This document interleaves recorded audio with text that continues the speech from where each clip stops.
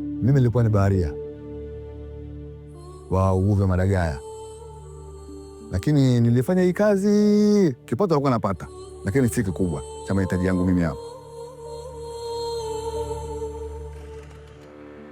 Ikatokea kazi ya mwani. Ilipotokea kazi ya mwani, nikakutana na viongozi. Kutana na viongozi, basi nikakutana na jamaa yangu mmoja kwa Enesmo. Basi nikaongozana naye ile kazi, nikamuuliza, bwana Enesmo, mimi nataka niache kazi ya uvuvi. Je, niache kazi? Bwana kananiambia, acha kazi. Nikaacha kazi ya uvuvi, nikaingia shule ya mwani. Matokeo yake mpaka hivi sasa naona kwa uwezo wa Allah mimi nimenunua pikipiki, nimenunua kiwanja changu kwa sababu ya mwani. Unaona bwana, na mpaka dakika hii mimi mwani ndio mambo yote.